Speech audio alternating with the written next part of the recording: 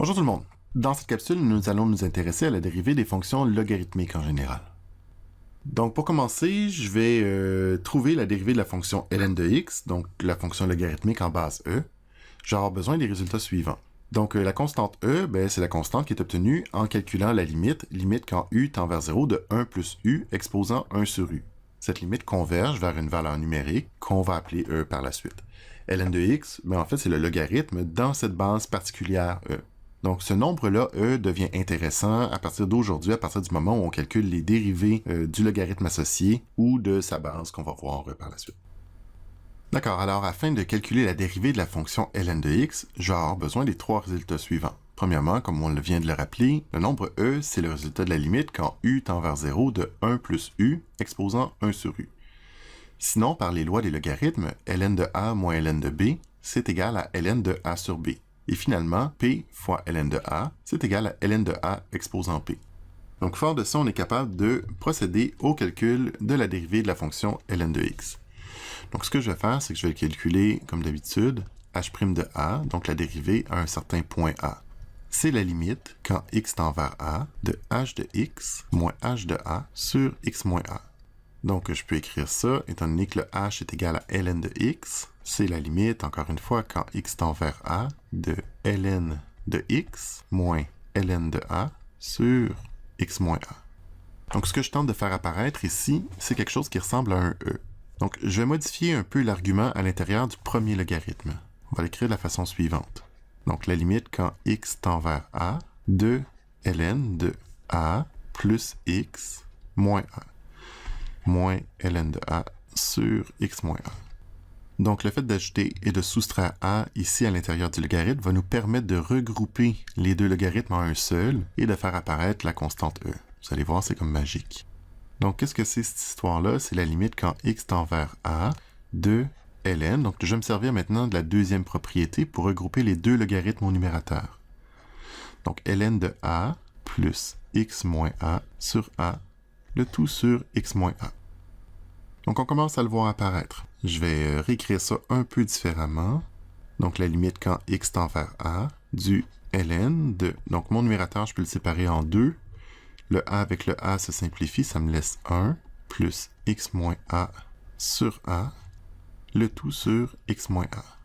Donc, ce qu'on voit en fait ici à l'intérieur du ln, ça commence à ressembler un peu à l'exponentielle, au e, au numérateur. Donc, ce qu'on devrait avoir, c'est un 1 plus u.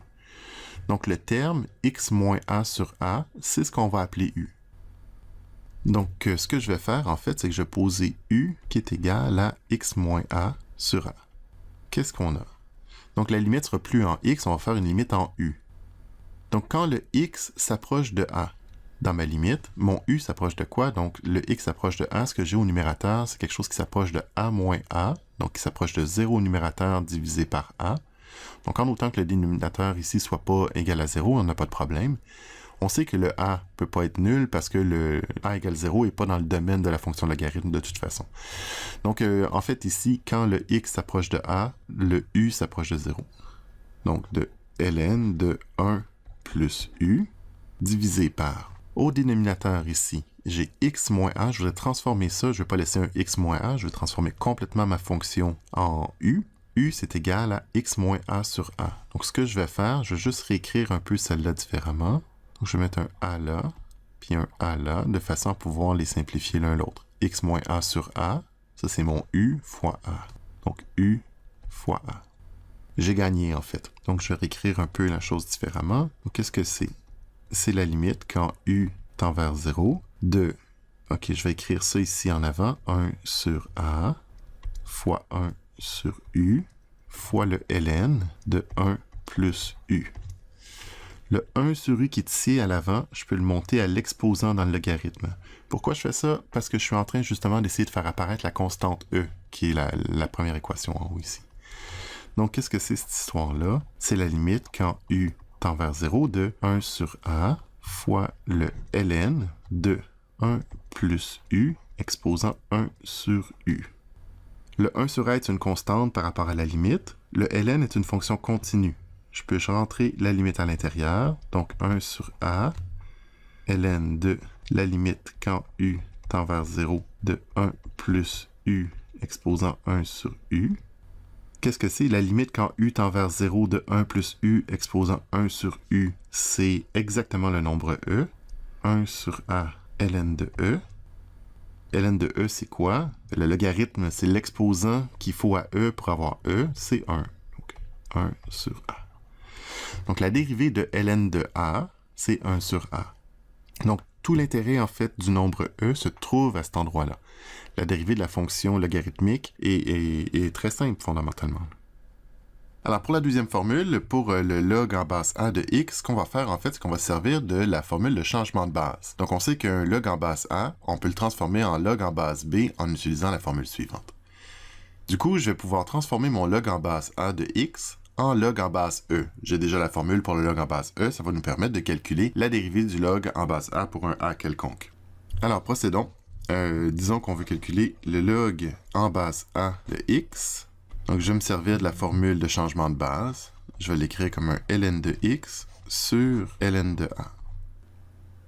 Donc, tout ce que je fais, en fait, c'est me servir de la formule de l'encadré pour un b qui est égal à e. Donc, vous remarquez que le ln de a, en fait, ça, c'est une constante. Donc, je vais appeler k la constante 1 sur ln de a. Donc, ce qui est écrit là, le but du jeu, c'est de faire la dérivée de k fois ln de x. Étant donné que k est une constante, je peux le sortir à l'extérieur de la dérivée. On a maintenant la formule qu'on a développée tantôt, k fois 1 sur x, c'est-à-dire 1 sur ln de a fois 1 sur x, ou encore, plus joliment, 1 sur x ln de a. Donc, règle de dérivation, on va récapituler un peu tout ça. On peut calculer la dérivée des fonctions logarithmiques à l'aide des deux règles suivantes. Donc, la dérivée de ln de x, c'est 1 sur x. Et la dérivée d'un log en base a de x, c'est 1 sur x ln de a. Donc, on va illustrer ça avec deux exemples. Calculons la dérivée de ln de sin de x. Donc, encore une fois, ici, c'est une règle à chaîne. J'ai mis un sin de x à l'intérieur d'un logarithme. Donc, on va dériver la chose suivante. ln de sin de x. Donc, la fonction extérieure, c'est le logarithme. 1 sur ce qui est à l'intérieur fois la dérivée de l'intérieur. 1 sur sinus de x fois la dérivée du sinus. La dérivée du sinus, c'est cosinus de x. Donc, tout ça me donne cos de x sur sin de x, qu'on peut simplifier en écrivant cotangente de x.